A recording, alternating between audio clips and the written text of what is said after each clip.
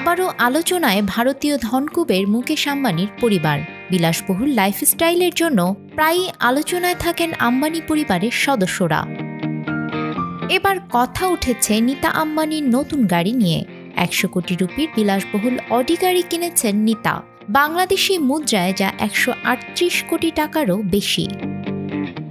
বলা হচ্ছে ভারতের সবচেয়ে দামি গাড়িটি নীতা আম্বানির। গাড়িটি হচ্ছে অডি A9 চ্যামেলিয়ন।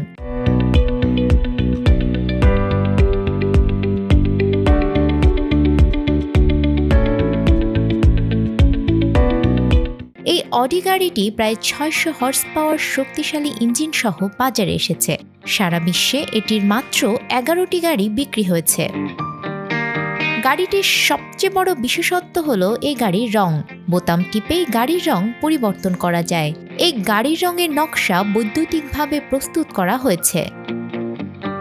অডি A9 চ্যামেলিয়নে কোম্পানিটি 8.0 লিটারের V8 ইঞ্জিন সরবরাহ করেছে। এই ইঞ্জিনটি সর্বোচ্চ 600 HP শক্তি উৎপন্ন করে।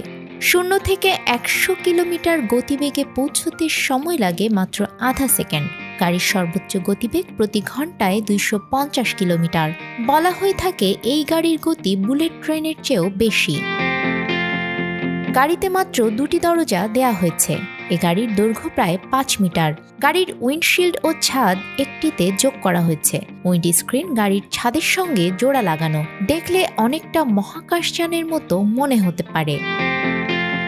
শুধু অডি A9 চ্যামেলিয়ন নয়, আম্বানি পরিবারের গ্যারেজে আছে আরও অনেক বিলাসবহুল গাড়ি। এর মধ্যে রোলস রয়েস, BMW এবং ফেরারির মতো ব্র্যান্ডের গাড়ি রয়েছে।